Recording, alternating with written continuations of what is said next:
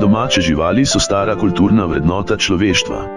Že tisočletja jih človek uporablja za prirejo hrane, surovin, za delo ali kot domače živali. Domače živali so tiste živali, ki jih človek redi za svojo korist in ki živijo pod njegovim varstvom ter oskrbo. V stoletjih in tisočletjih razvoja po udomačitvi so iz geografsko izoliranih populacij nastale podvrste in znotraj njih pasme, prilagojene razmeram določenega okolja in podnebja. Tako smo dobili številne nove avtohtone pasme in s tem biotsko-gensko raznovrstnost.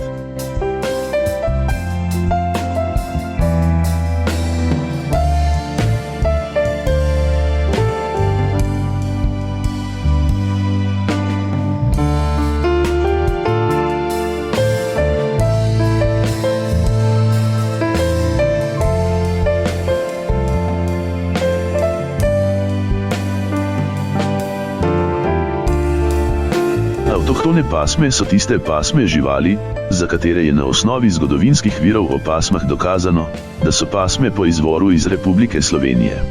Da je bila Republika Slovenija prvotno okolje za razvoj teh pasem.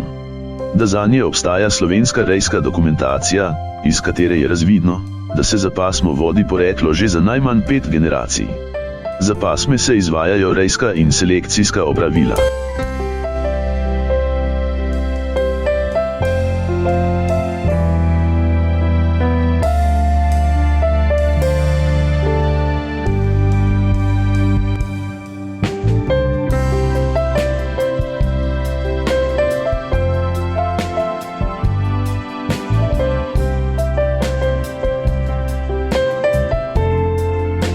Pri nas imamo registrirane naslednje avtohtone živalske pasme, in sicer lipicanski konj, posavski konj, slovenski hladnokrvni konj, cikasto govedo, bovška ovca, istrska pramenka, belokranjska pramenka, jezersko-solčavska ovca, drežniška koza, krškopoljski prašič, štajerska kokoš, kranjska čebela, kraški ovčar, soška postrv.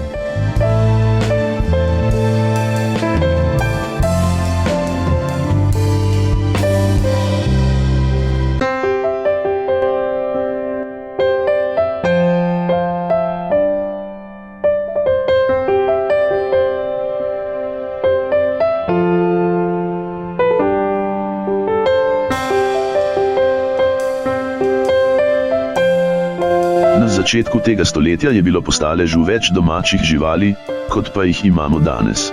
Avtohtone domače živali so kmetijam nekoč pomenile osnovo za preživetje. V zadnjih 60 letih so imeli prehodi na tržno živinorejo absolutno prednost.